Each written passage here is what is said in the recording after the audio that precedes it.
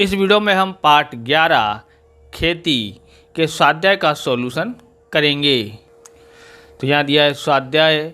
पहला प्रश्न है निम्नलिखित प्रश्नों के उत्तर लिखिए। उसका पहला है कृषि को प्रभावित करने वाले परिबल बताइए।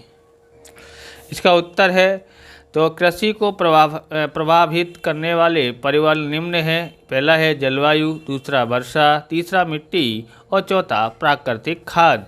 दूसरा प्रश्न है खेती का विकास करने के लिए सरकार किसान को क्या मदद करती है। उत्तर है किसान क्रेडिट कार्ड द्वारा और राष्ट्रीयकृत तथा सहकारी बैंकों द्वारा किसानों को आर्थिक मदद के लिए कृषि ऋण प्रदान किया जाता है। कृषि उत्पादकों के भंडार के लिए अलग अलग हिस्सों में गोदाम बनाए गए हैं।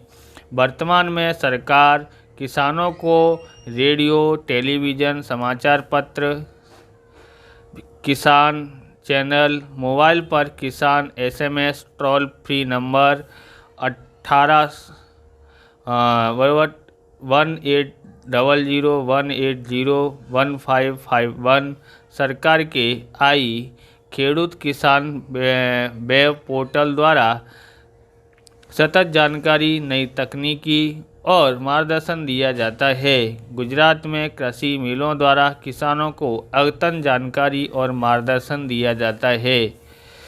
तीसरा है गुजरात में मुख्य रूप से कौन कौन सी फसलें होती हैं। उत्तर है गुजरात में मुख्य रूप से कपास, गन्ना, तंबाकू, मूंगफली, गेहूं की फसल होती हैं।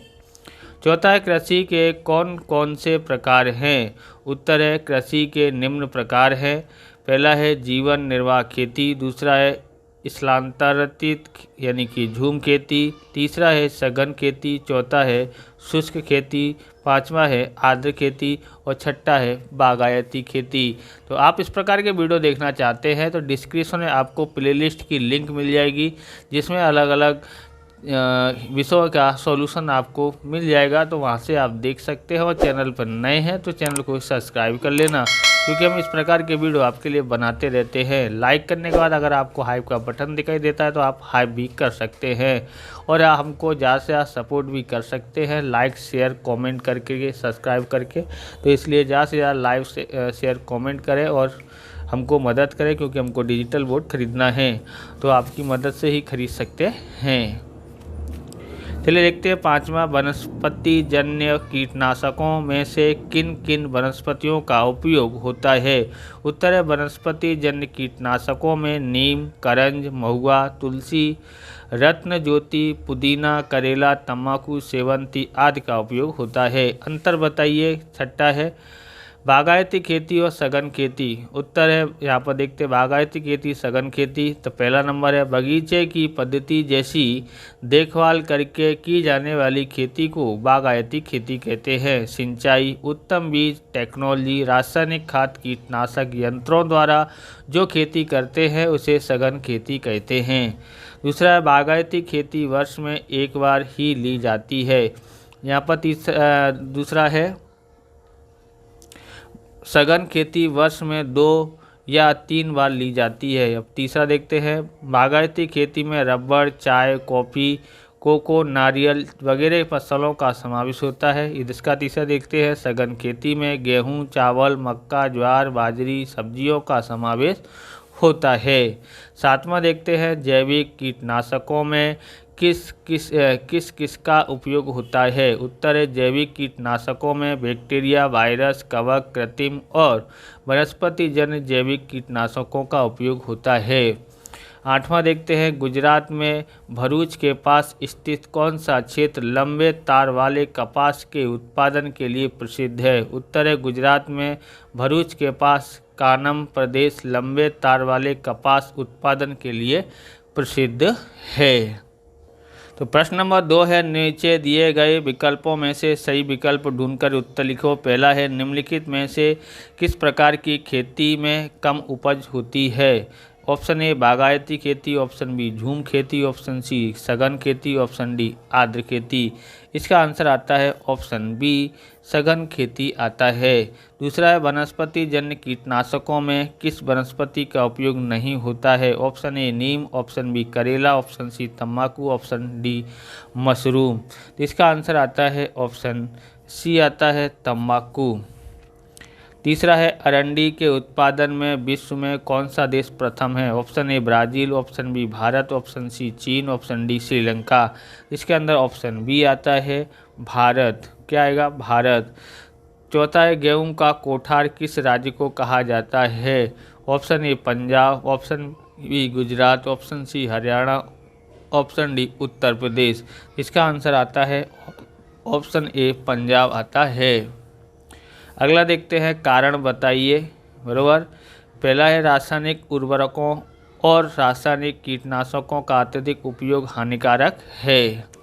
इसका उत्तर है रासायनिक उर्वरकों और रासायनिक कीटनाशकों का अत्यधिक उपयोग से मिट्टी और पानी के प्रदूषण में वृद्धि होती है। कृषि उत्पादकों में रहे जहरीले तत्व मनुष्य के स्वास्थ्य पर लंबे समय बाद हानिकारक प्रभाव डालते हैं। इस कारण रासायनिक उर्वरकों और रासायनिक कीटनाशकों का अत्यधिक उपयोग हानिकारक है।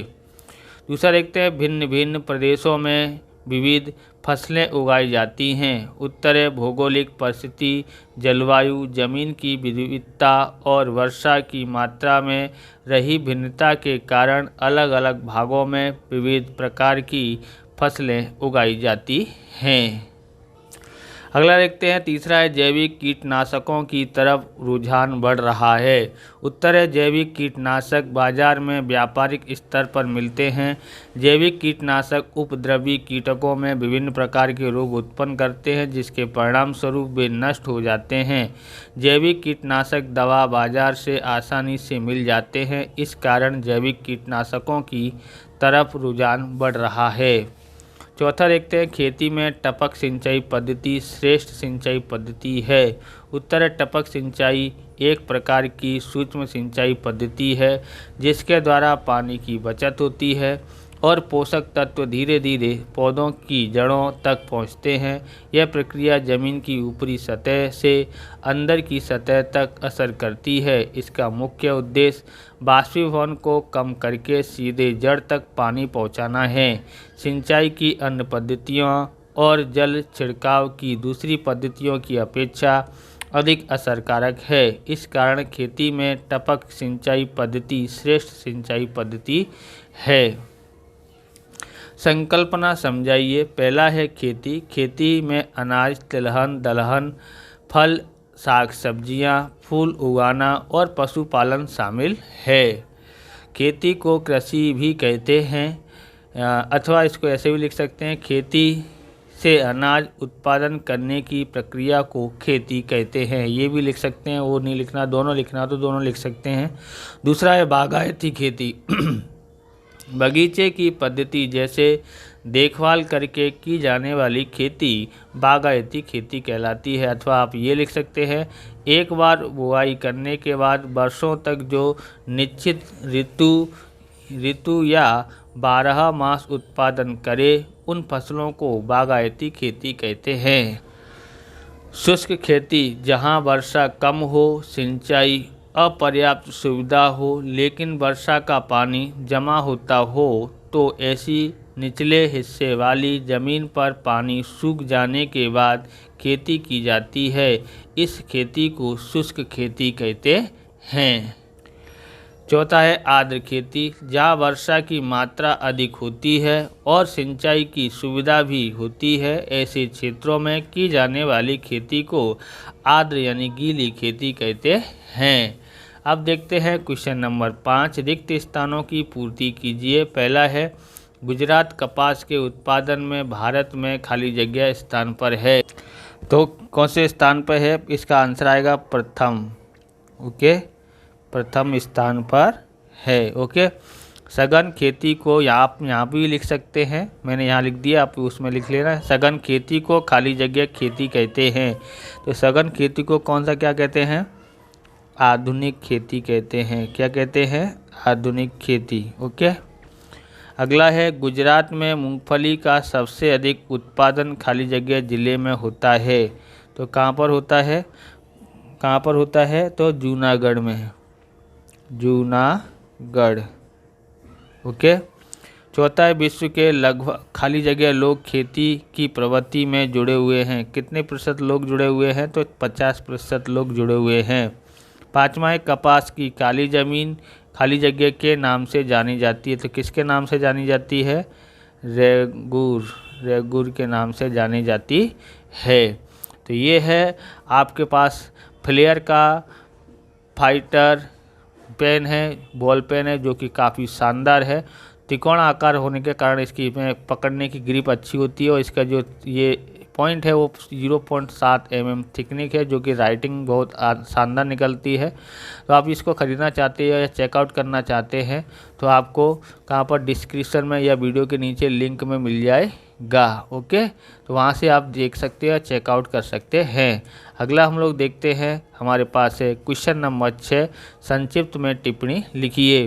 पहला है सघन खेती। उत्तर है ये आधुनिक कृषि पद्धति है, ये आधुनिक कृषि पद्धति है, बराबर। इसमें सिंचाई की सुविधा, उत्तम बीज, खेती की नई टेक्नोलॉजी, रासायनिक उर्वरकों, कीटनाशकों और विविध प्रक्रियाओं में यंत्रों का व्यापक उपयोग किया जाता है। इस प्रकार होने वाली खेती में नकदी फसल अधिक बोई जाती है। यहाँ पर ये ई है, बोई जाती है। ओके। इस खेती में आर्थिक लाभ को महत्व दिया जाता है, इसलिए इसे व्यापारिक खेती भी कहते हैं। गुजरात में सूरत, वलसाड़, आणंद आदि जिलों में इस प्रकार की खेती होती है। दूसरा है खेती का विकास। उत्तर विश्व के विभिन्न भागों में विविध गति से कृषि का विकास हुआ है। खेती का विकास बढ़ती जनसंख्या की बढ़ती मांग को पूरा करने के लिए खेती उत्पादन में वृद्धि के प्रयासों से संबंधित है। यह कई तरीकों से प्राप्त किया जाता है, जैसे कृषि क्षेत्र का विस्तार करके, बोई गई फसल की संख्या में वृद्धि करके, सिंचाई की सुविधा में सुधार करके, उर्वरकों का उपयोग करके और उच्च किस्म के बीजों का उपयोग करके। खेती का यांत्रिकरण भी उसके विकास का एक अन्य पहलू है। कृषि का विकास अंतिम लक्ष्य खाद्य सुरक्षा में वृद्धि करना है। तीसरा है धान। तो धान विश्व तथा भारत की महत्वपूर्ण और मुख्य खाद्य फसल है। विश्व में और भारत में ज़्यादातर लोग भोजन में चावल का उपयोग करते हैं। धान को गर्म और नमीयुक्त जलवायु तथा अधिक वर्षा की आवश्यकता होती है। धान की फसल मुख्य रूप से पानी से भरे हुए खेतों में होती है। धान के उत्पादन में चीन सबसे आगे है। इसके अलावा भारत, जापान, श्रीलंका मुख्य देशों की गिनती में है। पश्चिम बंगाल, तमिलनाडु, आंध्र प्रदेश, तेलंगाना, बिहार और उड़ीसा इसके मुख्य उत्पादक राज्य हैं। गुजरात में धान का उत्पादन खेड़ा, वडोदरा, अहमदाबाद, सूरत आदि जिलों में होता है। काली मिट्टी। यह मिट्टी चिकनी और नमी संचित करने वाली होती है। इस मिट्टी की नमी धारण क्षमता बहुत अधिक होती है। नमी सूखने के बाद इसमें दरारें पड़ जाती हैं। यह मिट्टी कपास की फसल के लिए अधिक उपयुक्त होती है, इसलिए इसे कपास की ज़मीन या कपास की काली मिट्टी के रूप में जाना जाता है और कपास की काली मिट्टी के रूप में इसको जाना जाता है। इस मिट्टी को रेगड़ भी कहते हैं। रेगड़ बोलो या रेगुड़ बोलो, दोनों एक ही हैं। ओके। क्या कह सकते हैं? रेगुड़ या रेगड़। इस प्रकार की मिट्टी में कपास, अलसी, सरसों, मूंगफली, तंबाकू और उड़द जैसे दलहन वर्ग की फसलें ली जाती हैं। टपक सिंचाई पद्धति। टपक सिंचाई पद्धति एक प्रकार की सूक्ष्म सिंचाई पद्धति है, जिसके द्वारा पानी की बचत होती है और पोषक तत्व धीरे धीरे पौधों की जड़ों तक पहुंचते हैं। यह प्रक्रिया जमीन की ऊपरी सतह से अंदर की सतह तक असर करती हैं। इसका मुख्य उद्देश्य बाष्पीभवन को कम करके सीधे जड़ तक पानी पहुंचाना है। दो पंक्तियों के बीच की जगह वाली फसलों में टपक सिंचाई पद्धति अधिक उपयोगी है। कपास, अरंडी, गन्ना, टमाटर, बैंगन, पत्ता गोभी, फूल गोभी, आलू, भिंडी, मिर्चा, आम, चीकू, नींबू, नारियल, अनार, पपीता, अमरूद, बेर, तम्बाकू, साग आदि टपक सिंचाई पद्धति के अनुकूल फसलें हैं। आगे बोला है क्रियाकलाप करें। गुजरात के नक्शे के आधार पर निम्नलिखित फसलों के आगे उनके ज़िलों का नाम लिखिए। तो देखो गेहूं है, गेहूं कहाँ पर उगाया जाता है? तो अहमदाबाद, भावनगर, सुरेंद्रनगर, बराबर। कहाँ पर है? अहमदाबाद, भावनगर, सुरेंद्रनगर और महसाणा। धान खेड़ा, बड़ोदरा, अहमदाबाद, सूरत। तीसरा है बाजरा, बनासकांठा, साबरकांठा, कच्छ, सुरेंद्रनगर। चौथा है कपास यानी कि भरूच, सुरेंद्रनगर, राजकोट, बड़ोदरा। पांचवा है मूंगफली, जूनागढ़ में, सुरेंद्रनगर में, जामनगर में, राजकोट में। अरंडी, जूनागढ़, अमरेली, बनासकांठा और भावनगर। अगला क्रियाकलाप है यहाँ पर भारत के नक्शे के आधार पर नीचे के प्रश्नों के उत्तर दीजिए। तो यहाँ पर है देखो ये भारत का नक्शा दिया हुआ है। ओके, तो गेहूं उत्पादक राज्य तो पंजाब, उत्तर प्रदेश। दूसरा है धान उत्पादक राज्य पश्चिम बंगाल, पंजाब। तीसरा है बाजरा उत्पादक राज्य राजस्थान, गुजरात। चौथा है कपास उत्पादक राज्य गुजरात, महाराष्ट्र। पांचवा है मूंगफली उत्पादक राज्य तो गुजरात और महाराष्ट्र है। और इस प्रकार से ये वीडियो पूरा होता है। अगर आपको हमारा वीडियो अच्छा लगे तो लाइक करें, शेयर करें, कमेंट करें। चैनल पर नए हैं तो चैनल को सब्सक्राइब करें। मिलते हैं नेक्स्ट वीडियो में। जय हिंद, जय भारत, वंदे मातरम।